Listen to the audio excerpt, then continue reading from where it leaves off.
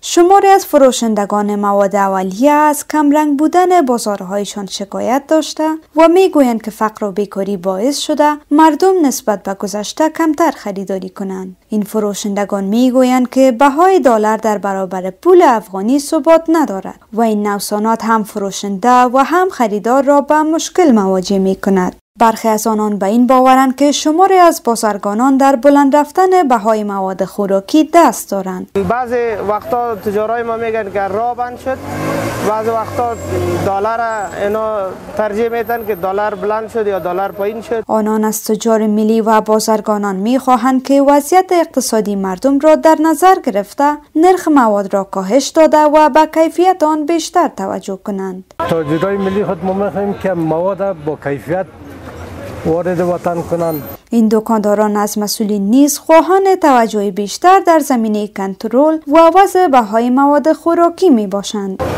ما از حکومت نمیست که ایسه کنترل مواد غذایی ایسه کنترل چیز دمو بالا دستا دمو جایی که اصل تجارت بود یکم توجه کنند. مسئولان در ریاست شورالی کابل اما از کاهش چشمگیر نرخ مواد در بازارها نسبت به سال گذشته خبر داده و میگویند که خرید و فروش مواد بر اساس نرخنامه تعیین شده از سوی حکومت صورت میگیرد. شورالی کابل به گونه مشخص بیش از 2.5 سال است که در شهر کابل نرخنامه توسعه میکنه و از این نرخنامه ها کنترل و نظارت جدی و عملی دارد.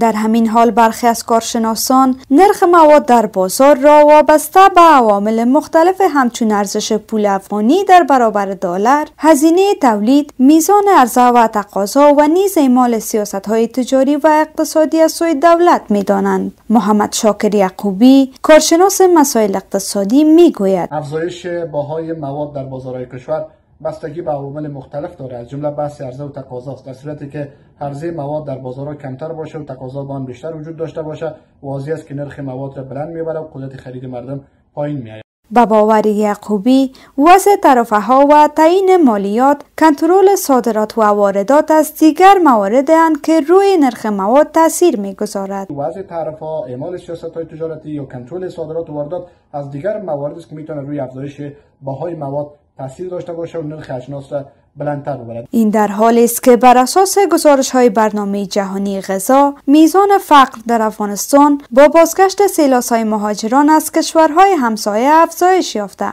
و 15 میلیون نفر در این کشور به گرسنگی مواجه‌اند.